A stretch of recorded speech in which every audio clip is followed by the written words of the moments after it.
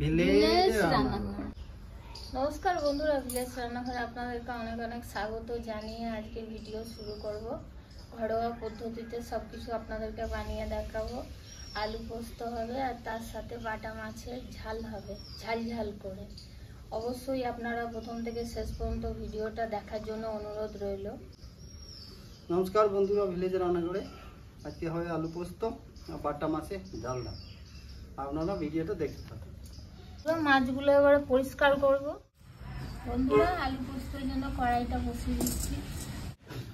কড়াইটা ভালো করে গরম হয়ে গেছে, এবার তেলটা ঢেলে দেবো।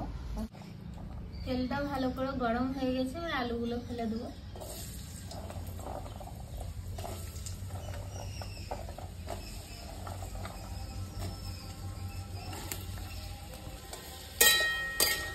পোস্তর জন্য আমি পোস্তটা বেটে নেবো আগে, লঙ্কাটা পরে বাটবো।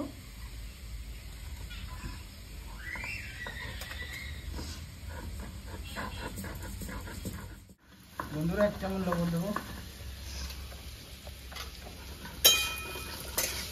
পোস্ত আমার ভাজা হয়ে গেছে, লাল লাল হয়ে গেছে।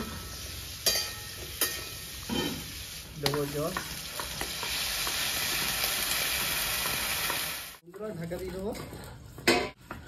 বন্ধুরা, ঢাকা দিয়ে দিলাম 10 থেকে 15 মিনিট আলু সেদ্ধ হবে। বন্ধুরা, পোস্তটা বাটা হলো, এবার তুলে নেবো।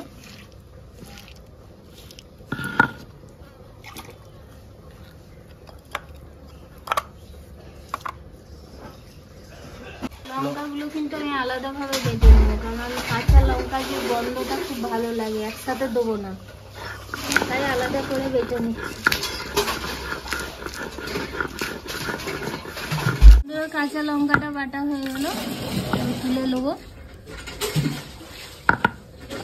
কাঁচা লঙ্কাটাও কিন্তু আমি আলাদা করে রাখবো। এরপর এখানে ঝাল দেওয়ার জন্য আমি কিন্তু সাদা সর্ষে আর কালো সর্ষে নিয়ে নিয়েছি। সাদা সর্ষে আর কালো সর্ষে বেটে বন্ধুরা, ঝাল দেওয়ার জন্য সর্ষে বাটা হয়ে গেল, এবার আমি তুলে নেবো।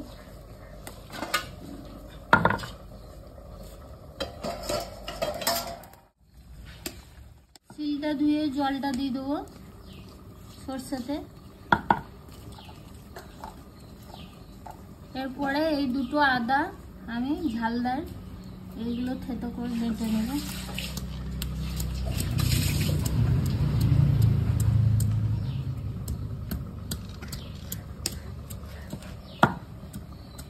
কিন্তু আমি 5-6টা কাঁচা লঙ্কাও একসাথেই বেটে নেব।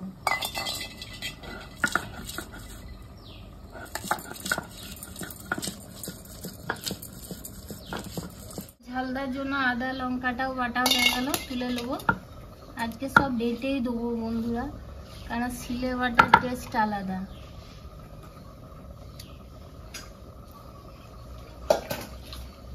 বন্ধুরা, এবার দেখি ঢাকাটা খুলে, এবারে সেদ্ধ হয়ে গেছে মনে হচ্ছে।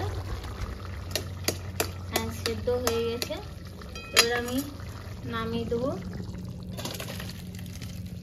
সেদ্ধ করা আলুগুলো। এরপরে আমি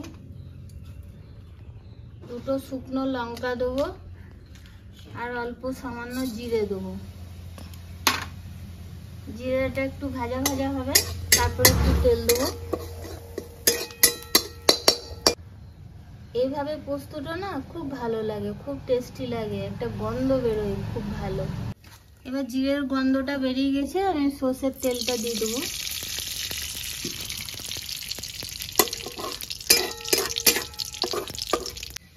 এবার ভালো করে তেলটা গরম হয়ে গেছে, এর ওপর আমি আবার সেদ্ধ করা আলুগুলো দিয়ে দেবো।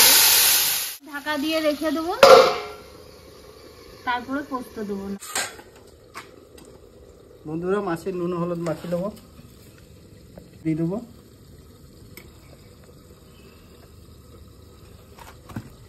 ভালো করে মাখিয়ে দেবো। এবার ঢাকাটা খুলে দিই। কত সুন্দর গন্ধ বেরোচ্ছে, দারুণ। এর উপর পোস্তটা দিয়ে দেবো।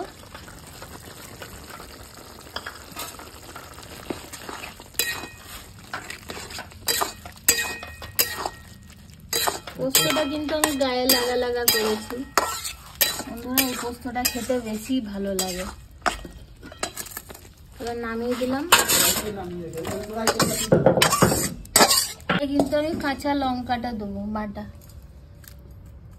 দারুণ সেন্ট আসবে এটা কাঁচা লঙ্কার, আর খেতে হেভি টেস্টি লাগবে। বসে দিচ্ছি বন্ধুরা, সরষের তেল দিয়ে দেবো মাছ ভাজার জন্য। বন্ধুরা তেল গরম হয়ে গেছে, মাছ ভেজে নেবো। মাছ দিয়ে দিচ্ছি।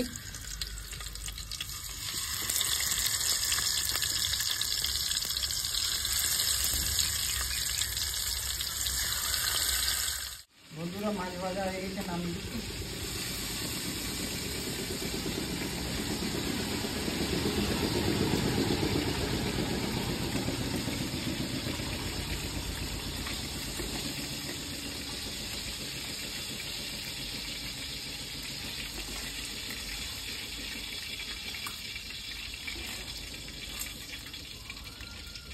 বন্ধুরা এই তিন পিস আছে, এগুলো ভেজে দেবো।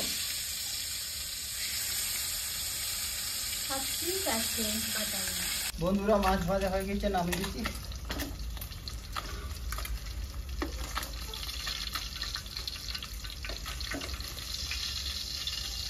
ঝালটা করার জন্য কড়াইটা বসিয়ে দেবো। এই মাছ ভাজার তেলটাই দিয়ে দেবো কড়াইতে।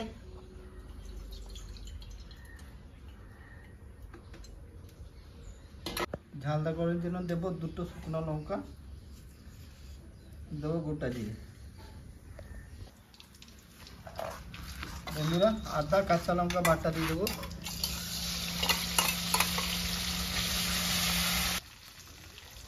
বন্ধুরা কেটে রাখা টমেটো দেবো,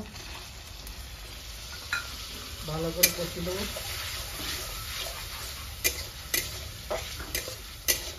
বন্ধুরা এখানে 1 চামচ লবণ দেবো। লবণ দিলে টমেটোগুলো তাড়াতাড়ি গলে যাবে।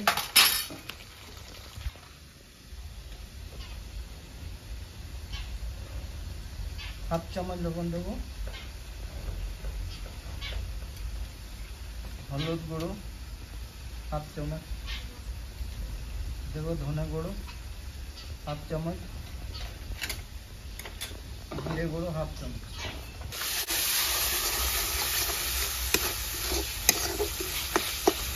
বন্ধুরা এখানে সর্ষে, কালো সর্ষে, সাদা সর্ষে বাটা আছে, দিয়ে দেবো।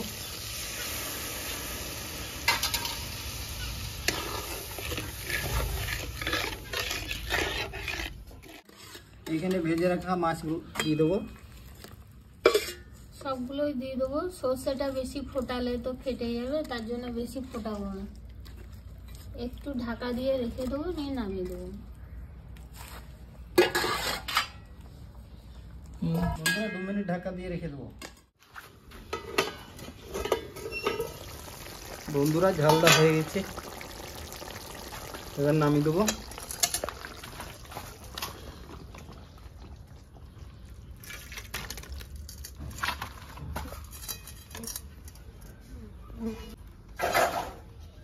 ভাত ঢেলে রেডি করে দিয়েছি।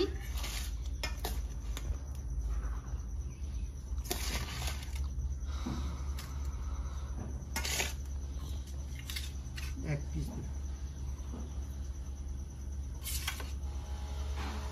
ঝালদা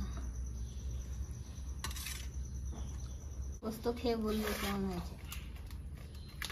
আমি ঝালদাটা খেয়ে বলবো দারুণ হয়েছে। ভালো হয়েছে।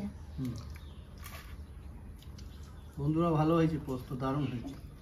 ঝালদাটা কেমন? ঝালদাটা দারুণ হয়েছে বন্ধুরা। রেসিপিটা কেমন লাগলো অবশ্যই কমেন্ট করে জানাবেন। আর ভিলেজ রান্নাঘর চ্যানেলটিতে নতুন হয়ে থাকলে লাইক, শেয়ার আর অবশ্যই সাবস্ক্রাইব করে পাশে থাকবেন। বেল ঘন্টির পাশে ক্লিক করবেন আর নোটিফিকেশনটা অন করতে ভুলবেন না। সুস্থ থাকবেন, সাবধানে থাকবেন। কাল আবার দেখা হবে। বন্ধুরা ভিলেজ রান্নাঘরে নতুন নতুন রেসিপি দেখার জন্য ফেসবুক চ্যানেলটাকে ফলো করবে আর পাশে থাকবে।